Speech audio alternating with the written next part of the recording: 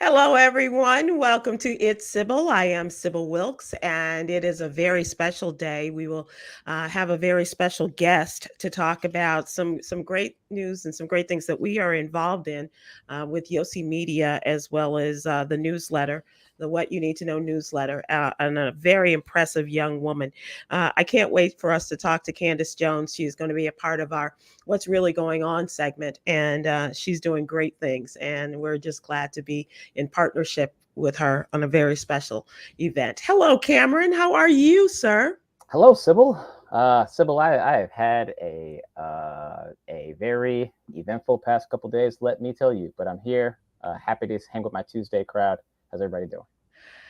Well, we're good. What's going on? What kind of events have you had that have made your life so eventful the last couple of days? Last Saturday was the grand opening of the Douglas 18 miniature golf course on the Oh, it's west side of season. Chicago in the Lawndale neighborhood. Yeah, so mini golf season is Okay, in so full slow down a swing. little bit. The name of the mini golf course is The Douglas 18 miniature golf course, okay, and so the address is 1401 South Sacramento. It's in Douglas Park. well for people who are not of Chicago, just so they'll know it's on the west side of the city. Correct? Yes. Okay. Yep. All right, cool.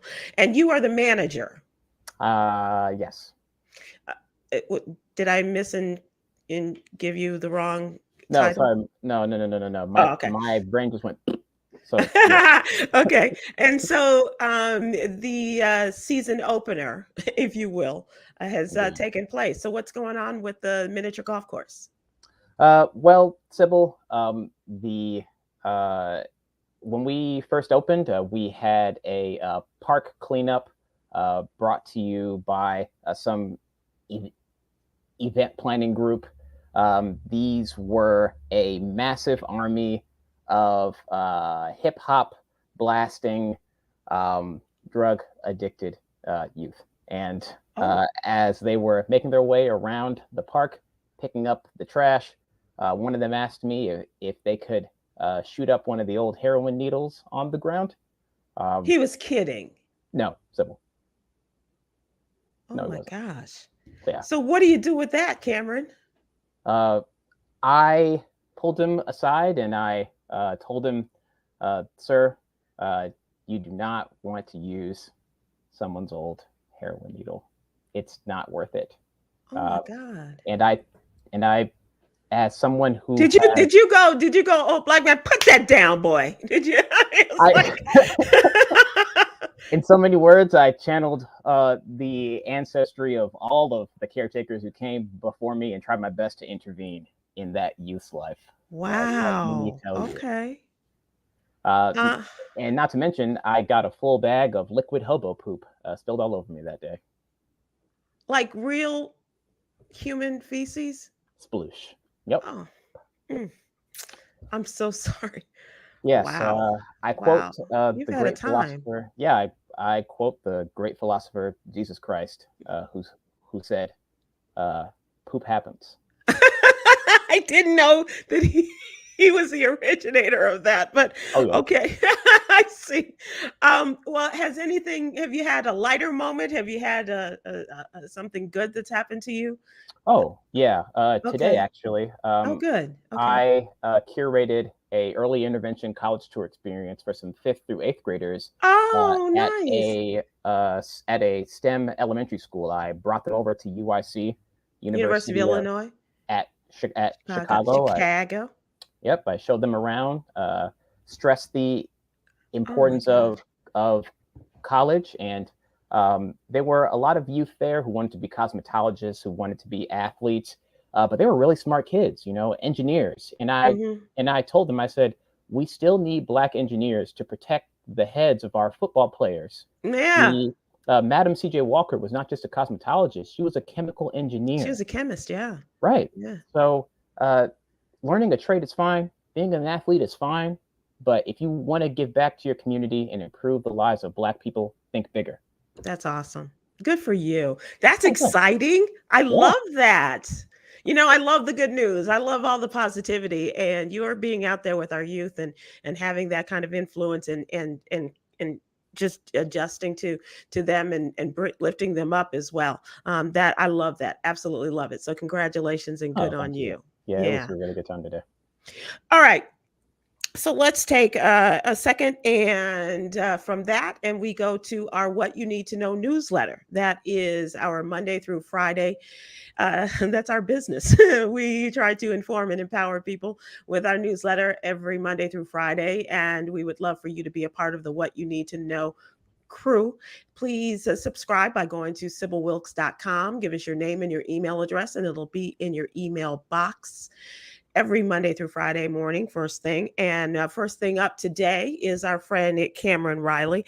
Khameron, you had an interesting story. I'm still processing it actually, because you talk about the case of the subway shooter, the Brooklyn subway shooter, Frank James, and the treatment of black mass shooters as opposed to white mass shooters, and you saw the difference there already. What can you tell us? Take us back to the update on Frank James. Well, Frank James has been indicted on terrorism charges, among others for mass murder, obviously. But if indicted on those terrorism charges, Frank James could spend life in prison.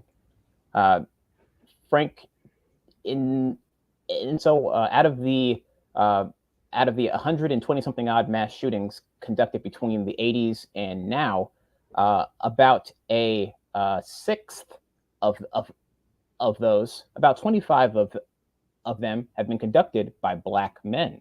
Mm. And so I was asking myself, Sybil, as I was writing this, we know what drives a white male mass shooter: Mm-hmm. racism, sexism, all the other biases. But what drives a black mass shooter? And as I was digging into the case, firsthand accounts from Frank James massacre on the ground was saying that as he was attacking these innocent people, Yeah. he was calling to Mayor Eric Adams to correct issues of public safety, Mm-hmm. to address the homelessness issue that pervades New York. And I quote black psychologists in the article who have also begun to think, why are our black men doing this? And they all have a similar solution, that a person resorts to mass shooting Mm. synonymously as a form of suicide. Mm-hmm. It's a form of suicide, and it's a form of, they think, the shooter thinks that it's a form of political activism. That doesn't make it right. That does not Right. excuse the fact that Frank James is a murderer and deserves everything that happens to him. But we need support for these people out here who feel that society is not changing. They lack trust in our government, and they feel the need to take matters into their own hands and kill a bunch of people. And feeding Frank James to the prison industrial complex is only going to make it worse. And I believe that as black people, we're entitled to the same hopelessness, the same lack of faith and distrust in the system. Mm. But we are also entitled to the same empathy that these white shooters get. Like Kyle Rittenhouse, for example. Yeah. Yeah. Dylan Roof. And yeah, Dylan Roof is the one that came to mind immediately, but Rittenhouse is the most recent, of course, that we've been talking about. Yeah, it was a hard article to write, Sybil, because obviously, James is a mass murderer. Well, he didn't kill. Right. Yeah. Yeah, I mean that we could, whatever, for whatever it's worth, attempted murderer, Yeah. but not guilty of the crime of murder. If anything, Right. the system may be the one to kill him, but he has not been Wow. charged with killing anyone on that Right. Yeah. subway, which is a miracle unto itself. Mm. That the 10 people were shot, and maybe another dozen to 15 were wounded in some form or another. But you make a great point, Khameron, in that we're talking about the new reality When I was a little girl, the first question that always came about is, "Tell me he's not black." And now we can't do that anymore. We do that was just never. I mean, it didn't matter who was a part of the murderous uh, operation. It was usually a lone white man, Right. whether Yes, it the was lone wolf. yeah, yeah. Whether it was John Kennedy, whether it was Dr. King, whether it was, I think, I want to say Cameron. Not until Dr. King's mother was murdered in their church was it a black person.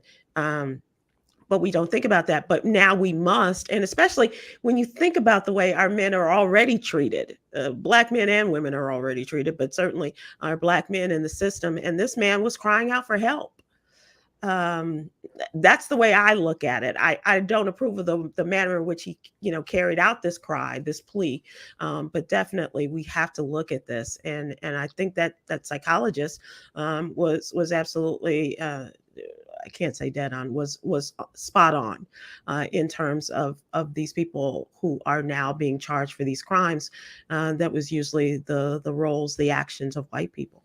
Yeah, these mass shootings, these senseless acts of violence, are a public health issue. There are people living on the margins who feel a sense of powerlessness and helplessness, and feel the need to act out. So Yeah. uh, you can blame the guns, you can blame whatever, but I feel like at its core, it is a public health issue. Hmm. Absolutely. Let's also talk about the people of our country who need some help. And this article that we did in the newsletter talking about the renewal of child tax credits, which is not a given as of right now. The child tax credits came to an end December 31st of last year.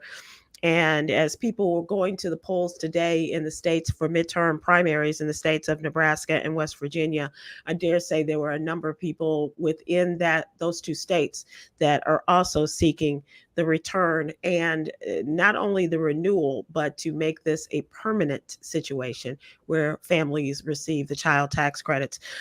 For those of you who don't remember, President Biden and his Build Back Better recovery program established the expanded child tax credit program, giving $250 to $300 a month to families with children. And the increased payments from $2,000 per child a year to $3,600, and also raised the age limit to 17, providing the monthly payments of $250, as I said, or to $300 per child. Um, this was not extended, and the good people of West Virginia going to the polls today, not voting for him, obviously, because he's not on the ballot. But one of the people who objected to extending this and making it permanent is their senator, West Virginia Senator Joe Manchin. Joe Manchin said to people that he thought that giving the child tax credits to adults for the care of their children would encourage them not to go out and look for work. An extra $250 to $300 a month would make people not want to look for work, according to him. He also thought that they would take the money and go out hunting while they were not looking for work. And he thought that they would perhaps use this money to buy drugs. This is the high opinion he has of the people in his state. So detached from the people, so detached from his demographic and his, well, not his constituents, because we know who pays him, but Right. from the people. Yeah, we know how he operates in that state, but it is not a kingdom. It's not a fiefdom. It is a state with people who need this help. And so Congress is going to take this up again. It's going to be a smaller bill, the Build Back Better recovery and the expansion of or the extended child tax credits. And so we'll see what happens there. But we also give the phone number to people, as we often like to do, the main switchboard, so you can call your representatives and tell them, you want to see a change, that there has to be a change, that there has to be money for our children. Because even, I'm telling you, Khameron, when this stopped on December 31st, and even in the next month, there was a study, a Child Health Watch study, that shows how immediately of the 36 million families receiving child care tax credits, within the next month, they saw a 12% increase in food insufficiency. Hmm. Um, child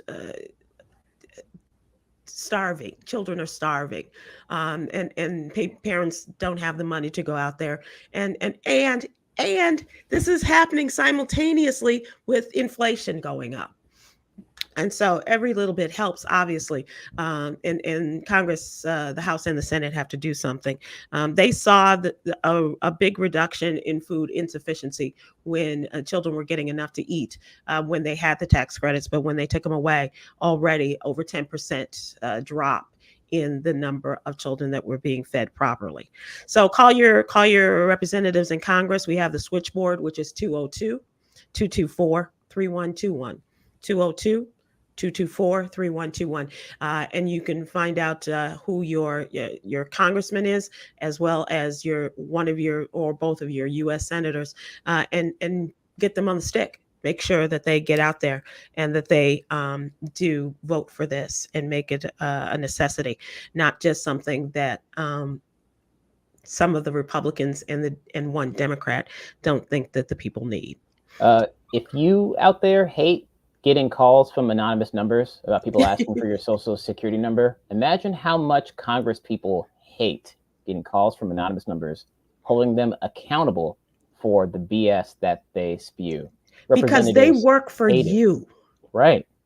Yeah. These people that call us every day, they don't work for us. That's frustrating enough. But just imagine if we put the heat on people to make sure that they do it. Speaking of heat, we'll talk about that in another segment in terms of the latest things that are going on in our country. Sybil, it's 90 degrees in Chicago right now. You guys are as warm as we were in Texas today, in North Texas. That Chicago humidity, man. Ooh wee, yeah, yes, yeah, and it's and last week you were like half of that. It's crazy. Yeah. Yep. Chicago weather is crazy, absolutely.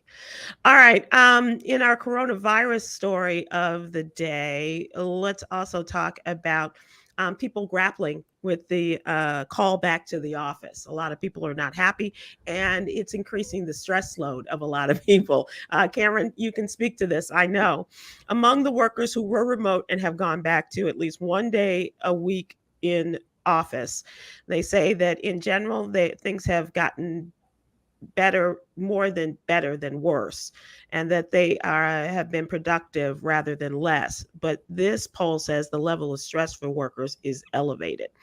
Among employed adults in this AP poll shows that 16% say they work remotely, 13 both remotely and in person, and some say they work only in person, and 39% had worked at home and returned to the office say things are stressful. They not only the interactions with people are different, the type of work that they are doing, they may not be accustomed to or having to shift again. And Khameron, you can speak to that. Yeah. But we've been in isolation for the past 2 years, catapulting ourselves back into a communal space where I have to share a space with someone, breathe the same air as them, is anxiety inducing. We need to have a sit down with our rights as workers and leverage the fact that all the research from the top Fortune 500 companies indicate that people are more productive when they're allowed to prioritize themselves first. Not everybody works that way, Khameron, but you believe overall that that's true? Yeah. When in my personal experience, when I'm working from home, I can complete a couple tasks, do some dishes, do some laundry, complete a couple more tasks, clean the house, get some writing done. But when I'm in the office and my overseers can hover, it's stressful. Not to mention I have to permanently wear my happy face. Okay. You can't just ditch the camera and you have to be on all the time. There you go. Yeah. All right. So we are going to move from this to a very special segment of the show. As I mentioned earlier, I'm really excited to introduce this young woman and to talk about what we are doing with her organization. And so our friend Damon Williams is also going to join us. And so as we go into our "What's Really Going On" segment, Damon, how you doing? Hey, hey, hey. How are you? I am well. Good, good. Well, I'm glad you were able to join us. I appreciate it. And we have a very special guest. I don't know, you guys are both in Chicago. I don't know if you are familiar with Candace Jones, but she is a young woman you need to know. And so, Candace Jones is the president and CEO of the Public Welfare Foundation. Candace, thank you so much for joining us. I'm so excited to have you here. It's my pleasure, Sybil. I'm thrilled to be with you guys. And I didn't realize there was such a consensus of Chi-Town folks. How y'all doing? Hey, hey, Okay. hey. Okay. Um, Candace Jones, I will just say this. You are an impressive young woman, the youngest woman of color to run a national foundation, but you already know this. I'm telling this to the folks that are watching and listening. Have served as president and CEO of the Public Welfare Foundation for the past 5 years, and you have made significant inroads as far as the mission of this organization. And the Public Welfare Foundation is what, Candace? Explain that to people. It's a national foundation in the sort of like, and I won't get in the weeds, but the IRS sense of a foundation, which means we exist to give money to other people. So we're like the MacArthur Foundation in Mhm. Chicago, for my Chicago folks here, the Ford Foundation. We exist to give other groups money, but public welfare focuses exclusively on organizations that give money on criminal and youth justice reform. And this organization, you all are celebrating your 75th year of doing 75. good. Yeah. Wow. 75 year. I always say it's 75 and it looks so good. Though none of the people there now I have been there the whole time. But yeah, the organization has been around and giving for a very long time. I love the theme of your 75th anniversary. Yes. Our 75th anniversary is by any means. And it's all about all that's required of national foundations to show up and support organizations on the ground to get the transformative work around justice done that they need to get. It's been a trying couple years for groups and individuals on the ground. So we really think it requires organizations like ours to go above and beyond. Candace, we've been talking about you amongst the women of the show for a while because Oh, you stand so strong and so proud as a young Black woman who is large and in charge of this prestigious organization. And we also are so glad to be involved with you in partnership yeah. as we observe the month of May as Mental Health Awareness Month and helping to encourage self care. And so, thanks to Candace and the Public Welfare Foundation, we are getting ready to offer people $500 fellowships, scholarships, if you will, wellness grants, as Candace has called them. And so it will all it takes is a little work on your behalf in order to follow us at Sybil Wilkes, like our post, tag 3 friends, and then subscribe to our newsletter. And when you do this, you will then become as a part of the pool of people that we will select from to get one of these wellness grants. And so, Candace, tell us about the necessity Yeah. to partake in this particular mission. Last year, coming out of the first year of the pandemic and after the 2020 uprisings, we work with organizations all over the country that do nothing but justice reform. And obviously, those organizations at any time would be under siege, but particularly in this moment in history, they were reeling. These are small organizations, nonprofit, led by dedicated people, led by Black people, people of color, formerly incarcerated people, and they were working tirelessly when people were coming out of prisons and jails and trying to get them housing. These folks were on the front lines of that work. And so we started to talk about what was required of folks to make sure that they were well so that by extension, they can take care of the work that they were doing in the world. And the wellness grants was birthed literally by a colleague of mine that does our administrative work, because we were trying to figure out how to make concrete. You can talk about anything. Right. Is that we want you to be well, we care about you, we support you. But the truth is that we wanted to make it concrete. And so we fund these organizations to do their day-to-day programmatic work, but we said, actually, we're going to go back and ask each organization how many staff are on their team and give them a grant for each one of their staff to just give them money to go do something that's about them being well. Yeah. This is not for staff here, Khameron or Damon. I just want you to know that we are out there for our listeners and our viewers, our readers of the newsletter. I didn't want to get them excited here, Candice, but I do, and because these are two young Black men who are on the streets of Chicago, I do want you to talk about your organization. I don't think a lot of people know enough about this, about the Public Welfare Foundation and Charles Marsh. What an incredible story. So check this out, guys. And if you have any questions, Damon and Khameron, I want you to ask them. But I first want you to hear how this all came about. Charles Marsh was a man who made his money in newspapers. So he would buy, this was sort of back when newspapers, in the 1930s and 40s were a booming business, is how everybody got their information, and everybody got it from their regional paper. And he owned papers all over the South. For you, Sybil, he owned a bunch of papers in Texas and was big. Austin, all over the place. Exactly, in Texas. And they took those ownerships, the last of them were sold in the 1980s to the New York Times and Company, and created an endowment. And we literally are still giving away interest on that endowment each year. Wow. He was quite a fellow. He was like best friends with Lyndon Johnson and LBJ.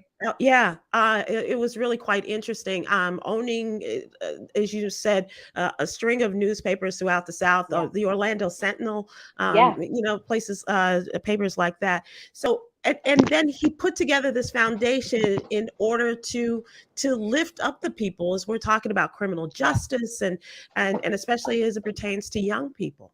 He did a lot of work. What's interesting is I think in the last couple years, I think the popular understanding of criminal justice has evolved tremendously. But public welfare, you go back to the 1950s and 60s, and they were doing and funding work on reentry.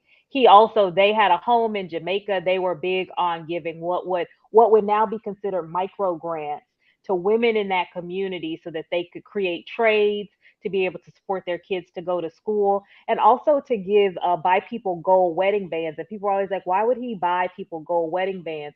Because he was recognizing that people weren't actually legally getting married. And so that when husbands died, their land and estate didn't pass to their wives. It was passing to their brothers and other individuals that weren't taking care of them. And so he wanted to incentivize families so that would pass by law to these women. So they did a lot of things, but were really focused on proximity and making sure that they were giving resources to people in their communities to figure out what was greatest and best use for them. How great is that, Damon? Sounds awesome. Was he African American?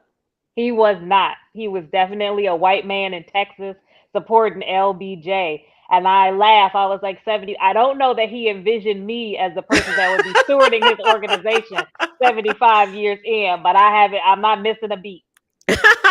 Well, I mean, certainly his incentives were to do something that would have a person like you to give you the ability to do it. So God bless him for what he left and you for the struggle. My son is involved with criminal justice reform and some of the Burge torture victims. So I definitely know what your work entails and how they definitely need stress release as well. Yeah. Burge is there's so many things about Chicago that have fundamentally caused people to distrust lots of systems, not the least of which is policing. But the scourge of Burge and the legacy that is left there is huge. Tell people what you did in Chicago, Candace. So I lived in Chicago for years. I did a lot of things, but one of the things I ran was the youth justice system. The Illinois Department of Juvenile Justice in Illinois for years and ran it through a pretty significant period of reform. The current director is Heidi Miller, a woman that I hired while I was there. And we worked while I was there to cut the number of youth in custody in half and the number of youth on post-release supervision in half. And we closed one of the prisons there. That's awesome. And you're nodding in agreement there too, Khameron. Do you have any thoughts on this? Yeah, I mean, it's there are a lot of hyper-funded financial institutions that conform to the status quo of maintaining systemic oppression and an entity that I call the nonprofit industrial complex. But it's nice to see that this is an agent of abolition and freedom. So it's nice to hear. Yeah, you know, studies have shown, you'll love this, Khameron, because you feel steeped in data, that 9% of funding goes to Black and Latinx-led organizations. This is a tiny amount of the overall funding that's given. And if you look at any national philanthropic organization on their website, it's all people of color and communities. That's what we're all saying we're doing it on behalf of. But there's been an open question in the field about whether or not the people running those organizations actually get the scratch to do it for themselves. And so we definitely tried to be one of the organizations pushing the field to make sure that organizations led by people of color and impacted people get meaningful access to those resources. And that's not just a blip coming out of 2020, but a sustained commitment. For folks who are just joining us, we are talking to the president and CEO of the Public Welfare Foundation. Her name is Candace Jones, this young Black woman, impressive, and the youngest woman of color to run a national foundation. And as we mentioned, you spent many years in Chicago. How did you find your way to the Public Welfare Foundation? You know, it's interesting. I came back after law school. So I went to law school. I'm a lawyer. I came back to Chicago and practiced, and then ended up at the MacArthur Foundation, helping them run a national initiative on youth justice reform, and was there for years. So I got into philanthropy. And the funny thing about it is that before then, I had a JD, you know, from a law school. I didn't even know what a real law school from a real law school. Somebody made me a real lawyer.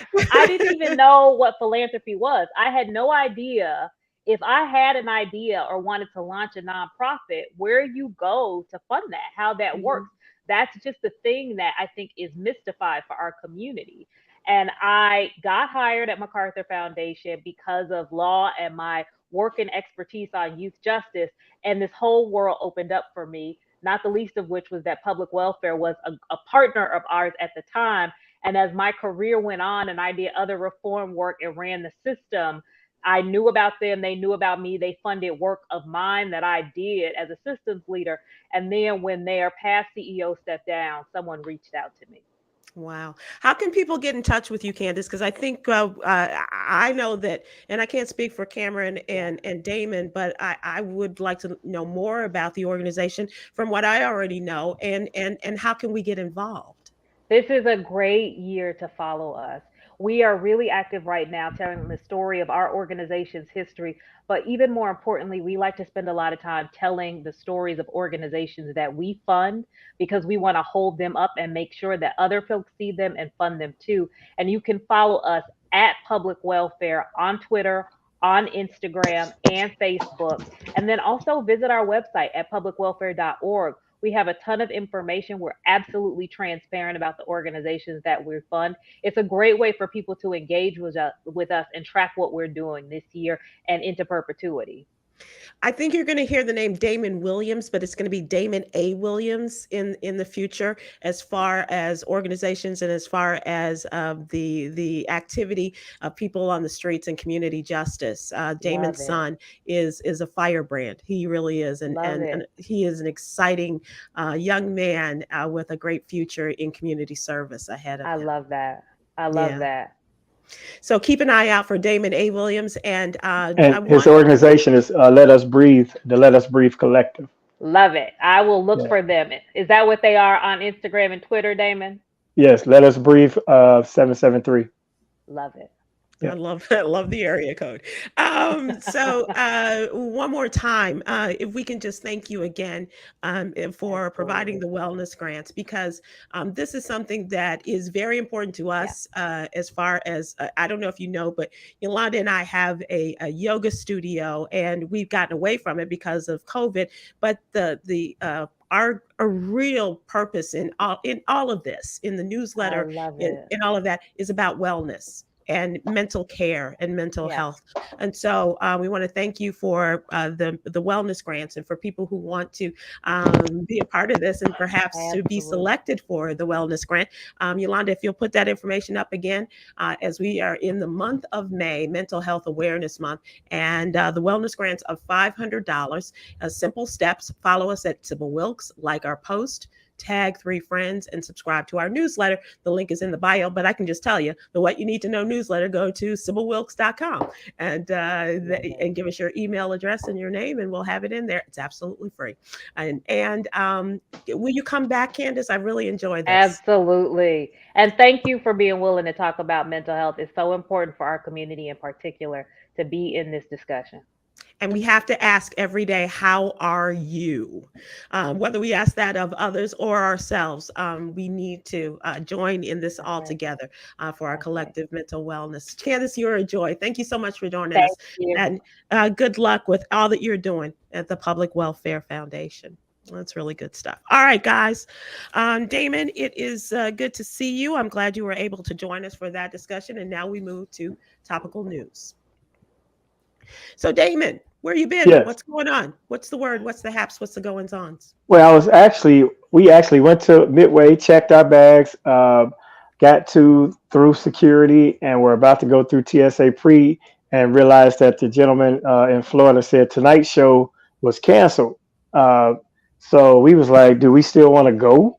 So we changed our flight. We're going tomorrow. So we went downtown and grabbed a bite to eat. Then we got stuck in some horrendous traffic, which got us maybe a little bit late to get here. But everything's good. I am proud to say that my film, Heaven on 7, is out on the Tubi app, and I'm proud of it. I hadn't been talking much about it. We did it way before COVID, but they did a lot of work on it and got it up to standard. So yeah, looking forward to people seeing it. Congratulations! That's so cool. Yes. And it's on the app Tubi. On Tubi, yep, free too. Oh, awesome. Okay. All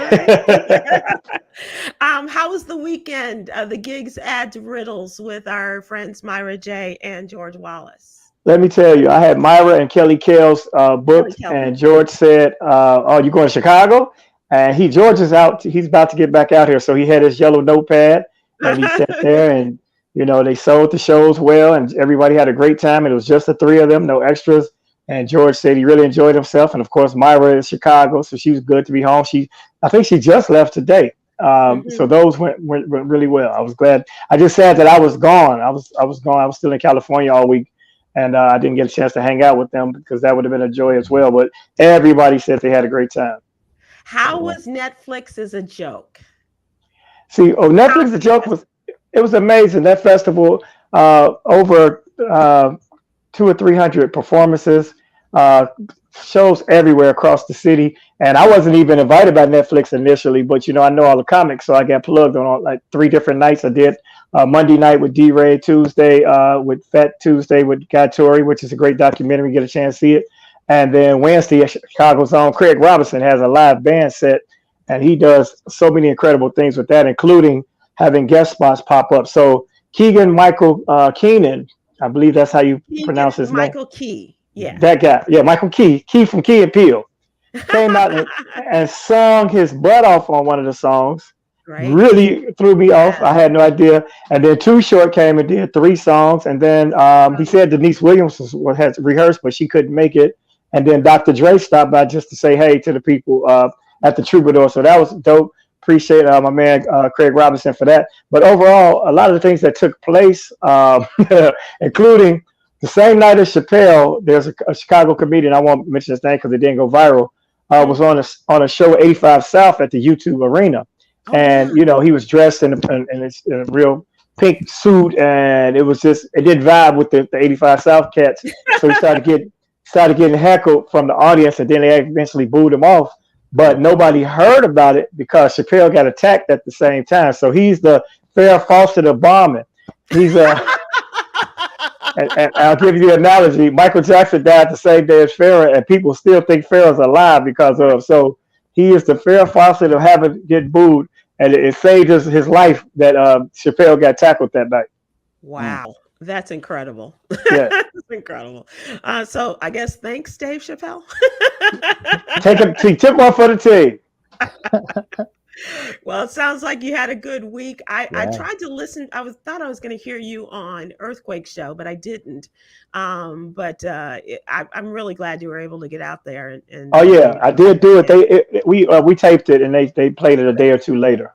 Gotcha. Yeah. Okay. Mm-hmm. All right. Let's talk about what's going on here in terms of the latest news. About 100 protesters marched to Justice Samuel Alito's home after activist gatherings in front of Supreme Court Chief Justice John Roberts and Justice Brett Kavanaugh's homes. Republican lawmakers are divided as to whether to pursue a national abortion barrier in wake of the likely Roe overturn. So people took to the streets in front of the homes. They didn't get on their private property, but they marched quietly too. I mean, they, gave out with their slogans and what have you, but there was no violence or anything as they protest what they believe is going to be the upcoming decision to do away with Roe, to kill Roe versus Wade, which will take away the rights of women in terms of their reproductive rights. They said the Kavanaugh and Roberts homes and the unanimous consensus that people are not going to be silenced. And so they went to the man who wrote the original draft opinion, and that's Samuel Alito, all of these conservatives. And there is a thought, I'm not sure how likely it is to happen, but there is a thought that the justices, the Chief Justice Roberts, as well as Kavanaugh, might be a part of the swing and the slimmest hopes of perhaps Roe not being overturned. And they might be the voices of reason to kind of stop that doing away with Roe. But for whatever reason, they say that their abortion demonstrations and abortion rights demonstrations will continue through this week and into the weekend. More than 30 progressive advocacy groups, including Planned Parenthood and the Women's March, plan to have a nationwide day of protest on Saturday. But here's what I wanted to get to. How crazy is this world, you guys? Ted Cruz, Texas, thank you, has accused Democrats and the media of complete hypocrisy while suggesting that the abortion rights demonstrations outside of the Supreme Court justices' homes were more damaging than those peacefully protesting at the Capitol January 6th. Yeah, I mean, it's just a right-wing dog whistle. That's all it is. This is beyond dog whistle. This is gaslighting. Yeah. This is trying to say, what, but how do you not think that we don't remember what happened with all the video, with the people that were killed on January 6th or later as a result of this? So that's not gaslighting. That's damn lying. Okay. Yeah. It's crazy. But their constituents are so brainwashed that by the time they come out of their bubble, their Fox News bubble, and one of these leaders speak, they've already been inundated with the conspiracies and the false information to the point where it becomes believable to them. And that's why they are getting away with saying outrageous things, outlandish things we can prove to be untrue in front of our very own eyes. It's like the Richard Pryor joke said, who you going to believe, me or your lying eyes? Right. It's a crazy situation going on with that whole white ring constituents. Cameron, you call this the dog whistle. I'm with Damon. It's a complete lie. Yeah, I agree.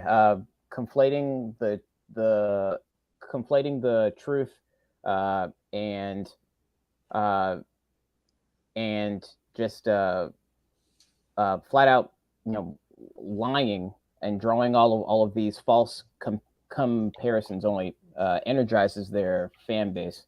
The American people know what happened that day. We all watched it. We all witnessed it. We all saw the horror. people peacefully gathering for women's ownership of their reproductive rights is absolutely not what happened on January 6th. Absolutely. And I'm not sure what's going to happen on that day in June or July when this decision is handed down. But I do believe this is going to make a difference come November, if not in the primaries. We'll see. But I hope that people will take this advantage to use their God-given right to vote. Even though many of our rights to vote have been amended, thanks to the Supreme Court, if you look back to 2013 when they gutted the Voting Rights Act. But I do hope that people will go forward and make their voices known. I wish they had done this in 2013 when this case came down by the Supreme Court and they gutted. I wish that same sort of reaction, that visceral reaction that has been shown across this country in the last week. I wish that was the same kind of thing that they did in 2013, but it wasn't. That's okay.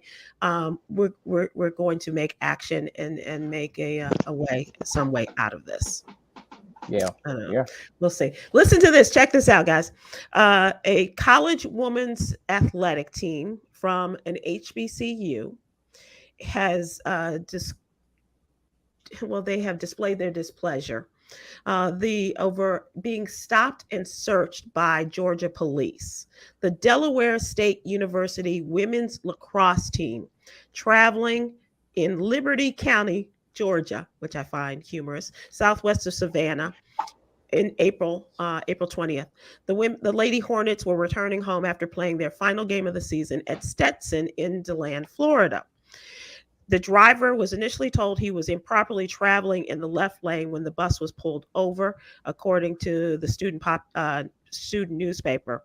Video accompanying the story taken by one of the players, Sonia Kraft, shows an officer saying, "If there is anything in y'all's luggage, we're probably going to find it, okay? I'm not looking for a little bit of marijuana, but I'm pretty sure you guys, chaperones, are probably going to be disappointed in you if we find any." The deputies then began removing players' bags from the vehicle's cargo to search after asking to open it. They had a drug sniffing dog at the scene, and they knew those on board were part of this lacrosse team, these Black women playing lacrosse. They said they don't believe any racial profiling took place. Before entering the motor coach, they were not aware this school was historically Black or aware of race or the occupants at the height of the vehicle and the tint of the windows. The veteran state trooper said, "I do not exercise racial profiling, allow racial profiling, or encourage racial profiling deep in the heart of Georgia." What that sounds like to me is segregation today, segregation tomorrow, segregation forever. Right. Sounds like to me. It sounds like to me the girls were playing Megan Thee Stallion a little too loud, and they saw the bus was twerking. Well, they are incensed. Twerking or not, Damon, they have reached out to the Georgia law enforcement and are exploring options for recourse, legal and otherwise, available to the student athletes, the coaches, and the University of Delaware State. And it's certainly racial profiling, because there's no way a white lacrosse team would get stopped and have their items searched once it was discovered there was a collegiate athletic team. There's no reason for them to even search, because they didn't pose a threat to anything. So why do you need to go into their luggage? That was strictly racial profiling, and we know for a fact that that's how that took place, and that's the only reason why. And for them to assume and to proclaim that we're going to find some stuff already, we're telling you now, we know how you all get down, it's in here, that was racist in itself. It's just crazy. Exactly. It's just crazy. So, but I'm glad that they are going to take action and pursue something. Critic Chronicles says, "Dear Georgia, stop it. Stop the nonsense. Not okay." Says that on YouTube. It, Georgia. You stop it. Yeah, I agree. Georgia needs more than just a slap on the wrist. Georgia needs a timeout. Georgia also is in the middle of their primary election season, and I'm not sure if early voting is still going on there. I need to check that. I do know that the last day to vote is May 24th, Georgia. That's going to be an interesting situation there. All right, guys. I don't think we have enough time to go into any more of the heavy stories, but I do want to talk about Damon's favorite airline. A couple couldn't make it in time to get to Vegas to the wedding chapel, so they got married on a Southwest Airlines flight instead. That's right. That's how they get Damon? down. That's how I didn't see it, but that's how Southwest gets down. My last flight yesterday on my way home, one of the flight attendants, she was playing a ukulele and singing lovely melodies. I love Southwest. Bags fly free.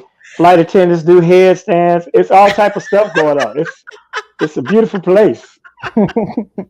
Well, this Southwest flight from Dallas to Vegas turned into a wedding chapel this weekend, complete with toilet paper streamers and a flight attendant maid of honor.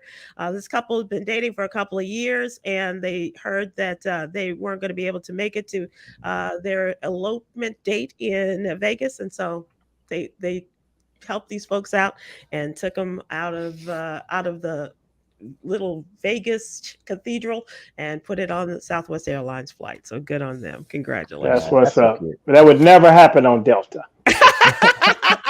Just for the record. All right, guys, let's move to entertainment. This is interesting. Chef Mario Batali has been charged with sexual misconduct by several women. This is not entertainment, but he is an entertaining figure, TV shows and a famous chef and what have you. But he was acquitted by a jury of his peer. I said peer. A white man, the judge, he decided on a bench trial where the judge made the decision, and the judge saw somebody, I think, who looked a lot like Mario Batali and voted in his favor.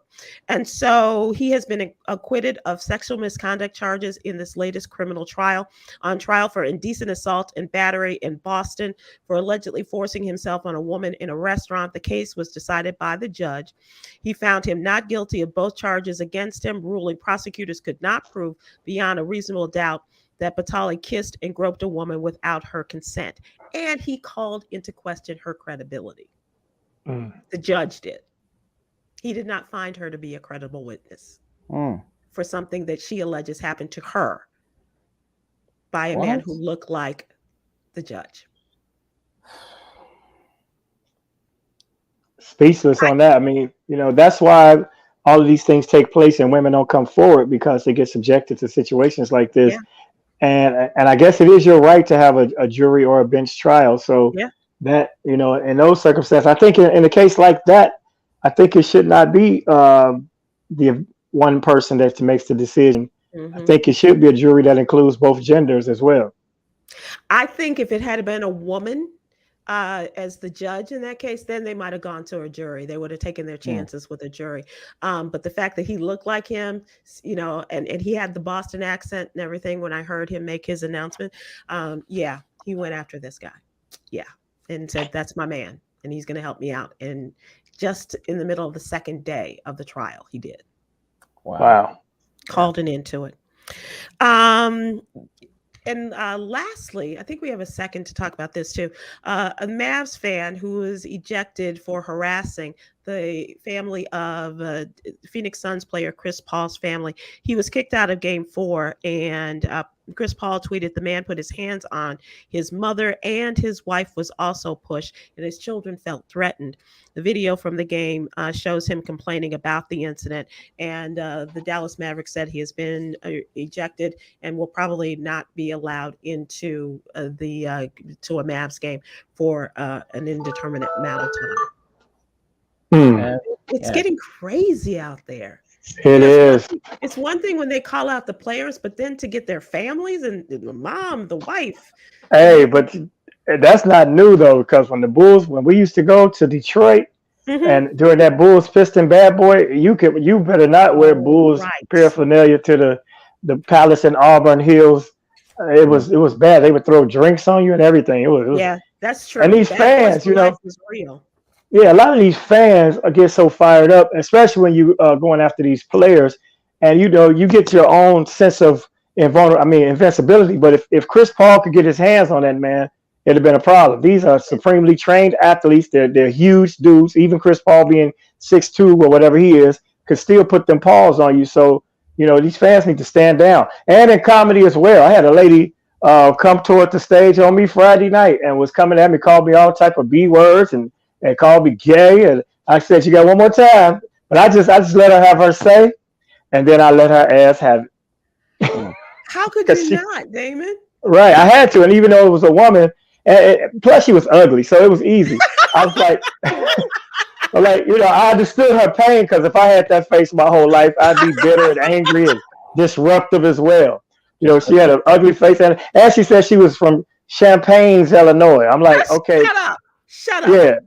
So yeah, it was, and it wasn't even something I provoked. I was talking about being from Chicago, being so cold, and she's like, "If you're gonna talk about the Midwest, come correct, because I'm from Champaign, Illinois." And okay, sit your not so cute behind down, ma'am. Okay. Yes. No, she was ugly. It wasn't no not so cute. She was ugly. U to the G to the LY. Yeah. Indeed. And caps. Ugly ass. All right, Damon, I think that this is for you. We're going to give you Yogi's Jewel, the daily inspiration. Things are going to happen when they are supposed to happen. And I think that woman learned that the hard way. Things Indeed, are going to happen when they are supposed to happen. Be patient with time. I firmly believe that. And thank you, Yogi, for that inspiration. And sometimes if you ugly, nothing's going to change that. So that's not going to happen. as some comedians will say, I can lose weight, but you right. You can't change that face. Oh my gosh. Don't forget, ladies and gentlemen, about our wellness grant. Please go to my Instagram page and you can get more information on how to be a part of the wellness grants and get $500 for your self-care. We appreciate you guys. Have a wonderful evening. Thanks, Damon. I'm glad you were able to make it. And so am I. We always enjoy you being here. And Khameron, I hope things get better for you. Oh, thanks. Yeah. Appreciate you. Dungeons and Dragons, it's real. All right, everybody. See you later. Holla back. Aloha.